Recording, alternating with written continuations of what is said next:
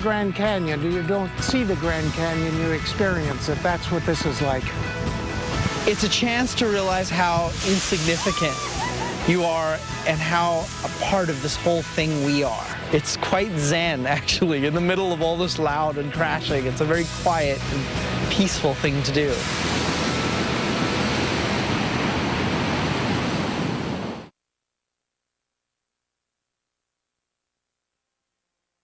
Wake up with Al and your weather today. Weekday mornings from 6 to 11 on the Weather Channel. And now, your local on the 8s.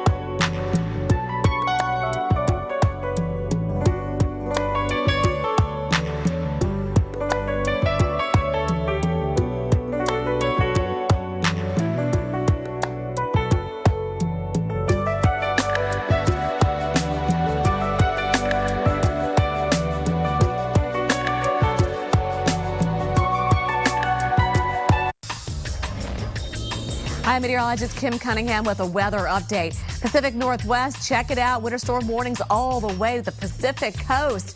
Some areas like Portland and Seattle could see anywhere from 2 to 6 inches of snowfall. Look at some of the totals here.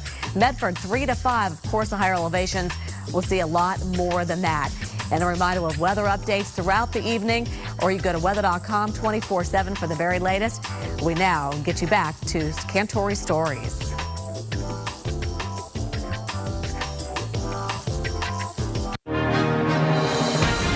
I'm meteorologist Jim Cantore. I've made a career of being in the middle of storms, and I love it.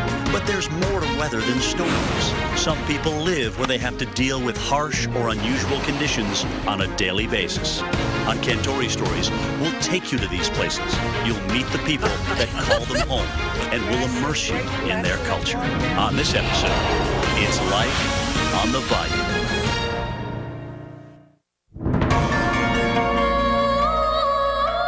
Time stands still deep in the swamps of Louisiana, where livelihoods hang on the fragile balance of Mother Nature's whims. Where the magic of the great outdoors unveils itself on a daily basis, creating a culture as distinct as the accents that echo across this mysterious land. Where the bounty from these endangered yet fertile waters provides the backbone of their colorful cuisine. A simple way of living that is handed down generation after generation to all those who make the bayou their life. I'm in the middle of the largest river swamp in the United States. Hi, this is meteorologist Jim Cantore, and this is the Atchafalaya Basin. It's bigger than even Florida's Everglades. It encompasses 833,000 acres. It's 20 miles wide and 150 miles long. That makes it bigger than the entire state of Rhode Island. The Atchafalaya Swamp and the 110 or so bayous in Louisiana are at the heart of Cajun culture. We'll introduce you to some of the charismatic people who embrace these muddy waters. They hunt gators, crawfish, and catfish, and can still wake up and party at 8 a.m. These swamps and bayous are the cornerstones for their food, fun, and fellowship. And that's what makes this such a special place. Well, I've been in just about all my life in the basin. I think you get a feel of the basin that the basin is actually part of you. It's remarkable to get up early in the morning and watch the various species of animal life, and also to watch the beautiful sunsets out here. It's breathtaking, and it's also very peaceful to the soul. Gives your soul a little rejuvenation. Sunken cypress and that dirty looking water. It's just something about it that, you know, we like, you know. Not saying that clear water wouldn't look good, but it's just something we're used to, you know. The basin gets its water from 31 states, 2 Canadian provinces, and about a third of the Mississippi River is diverted through it. It's full of wildlife, 200 species of birds, 85 types of fish, and alligators galore. Kind of like living in paradise, to be quite honest with you. I like to hunt and fish, and it don't get no better than this. You're at one with nature. Staying close to the water, it relaxes your mind, and it takes the stress off of your mind. And there's water everywhere. Swamps, marshes, rivers, lakes, and bayous. Ah, mysterious bayous that everyone's heard of. But what are they, really? A bayou? I have no idea. I couldn't tell you the answer. A man-made body of water? A long, thin thing with water in it. It's like a river. Definition of bayou. No. Well, there are varying definitions depending on who you talk to, but a bayou generally refers to a marshy or sluggish body of water, of which there are many as you travel throughout southern Louisiana. Well, we all know about life here on the bayou, but what about sometimes the things that don't often get seen? Dane, you must have some crazy things that have happened out here. I think the craziest thing I've heard happened to my daddy. One day they swimming, jumping off the bridge and this and that, and everybody's having a good time until, you know, my dad jumps in there, thinks he's about to do a big cannonball, you know, showing off, and landed straight on a dead pig. A dead pig? A dead pig. Oh. Yeah, that's a lick. It came right up and meet him. But still, what are the chances of jumping on a dead pig? Better than I wish they were, but, you know, sometimes it happens. Looks like that swimming date that we had this afternoon is now off. It's gone. What makes this area so special is the people. Very warm, endearing people. People that love to live life and love to live life to the fullest. You're not going to find a friendlier person, and you're not going to find a more helpful person. So at some time in your stay, somebody, some Cajun is going to offer you a meal because they're proud of it. They're proud of who they are, they're proud of where they live, and they're proud of what they can cook. Which brings us to one of the most flavorful parts of Cajun culture. It's all about eating, because you can turn from boiling crawfish, next day you might be doing crabs, and then the day after doing a big old barbecue. I think that's one of the things they say about us down here is that, you know, if it moves, we're going to eat it. Well, I just think whenever you hear about Louisiana's food nationally, everybody talks about the red pepper and how hot it is. It's so hot and humid down here, I'm surprised hot sauce is so popular. Good point. There should be some cold sauce. If you're a Cajun, it's not only the cooking that's passed down to you. My age and older, everyone speaks French as well as English, and that's why we have kind of a French style accent. You know, everybody talks about rednecks, and they talk funny, I think. Yeah, it's you can hear a redneck from a mile away, but you don't know exactly where they're from. You assume they're from the South, but when I meet people, they're like, whoa, you're from South Louisiana. You know, I get commented about my accent all the time. You know, as much as I try to hide it, I'm not going anywhere. Oh, you just gotta love those accents, don't you? And you know what? There's another thing to love around here. Crawfish. As a matter of fact, I'm standing in the crawfish capital of the world, Breaux Bridge, Louisiana. And whether it's catching, cooking, or eating, these Cajuns are just crazy about them. You might be able to get crawfish somewhere else, but you're not gonna get them with the flavor that we got. It used to be way back when, if you ate crawfish and you had visitors that showed up at your house, you would hide the crawfish because it was said that, you know, that's the mud bug phrase of it. Because you were eating stuff that came out of the mud. And now everybody wants our crawfish. But first, you gotta catch them, and Cajuns are good at that. They produce more than 90% of the nation's crawfish, which boosts Louisiana's economy by about $120 million a year. David Alamone, who grew up on the swamp, took us out for a little show and tell. It's very key that you apply and set the trap so that the fluid of the trap, which is the bottom of the trap, is facing the same direction as the current.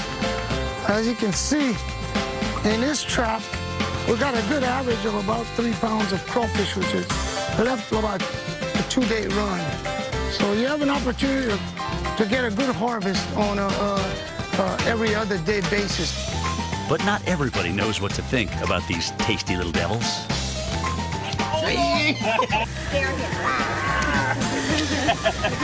Catching crawfish can be fun and relaxing, but catching gators, well, that's a different story.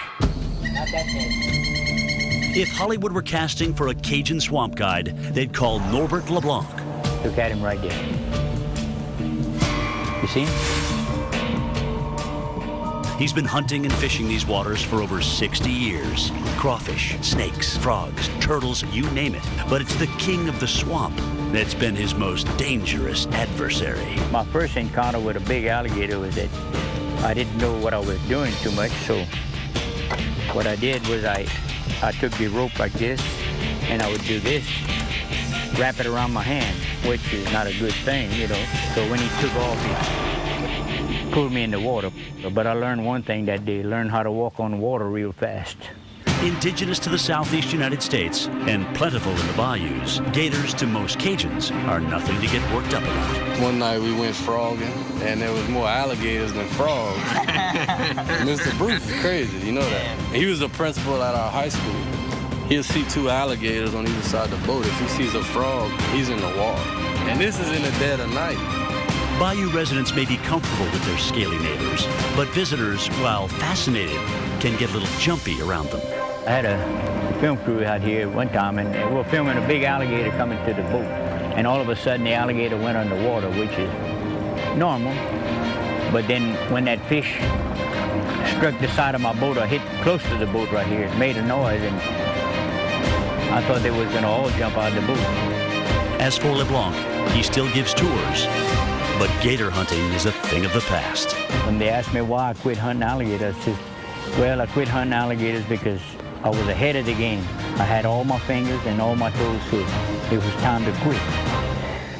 Coming up on Cantori Stories, more unique life on the bayou, including a catfishing mayor. I get up at 4 o'clock in the morning, I'll go do my fishing, I'm back at City Hall for 11. I have my phone on me, I can take care of business. And then we boogie on the bayou at breakfast. Dancing on a Saturday morning from 8:30 to 11:30 is intense. I wouldn't want any other Saturday morning. It's a breath of fresh air. New Nature Luxe Silk Foundation. Flawless coverage with a light as air feel. We took out a heavy synthetic and put in a light touch of cucumber. New Nature Luxe Foundation. Easy breezy beautiful, CoverGirl. See this? Nobody else has what this paint's got. And that's a #1 rating. It's a paint and primer in one, so it goes on bold and looks even better. It means getting more done in half the time. And it means the shade you see on that swatch ends up on that wall. And is as durable as it is colorful. You know where to find it. More saving, more doing. That's the power of the Home Depot. Try it for yourself. Get your own 8-ounce sample of the #1 rated Behr paint. Now just $2.94. I can't get rid of these weeds or these nasal allergies. I know what works differently than many other allergy medications. Omneris. Omneris to the nose. Did you know nasal symptoms like congestion can be caused by allergic inflammation? Omneris relieves your symptoms by fighting inflammation. Side effects may include headache, nosebleed, and sore throat. I nip my allergy symptoms in the bud. Omneris. Ask your doctor. Battling nasal allergy symptoms? Omneris combats the cause. Get Omneris for only $11 at omneris.com. Truth is, most motorcycle insurance costs about the same. What's not the same is the coverage. Now you can get the Allstate protection you need for a price you can afford. Dollar for dollar, nobody protects the rider better than Allstate.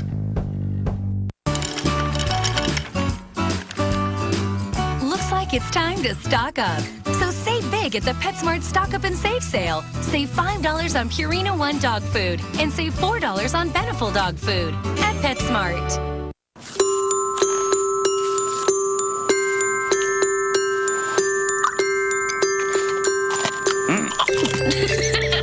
Good night, buddy. Good morning, Dad.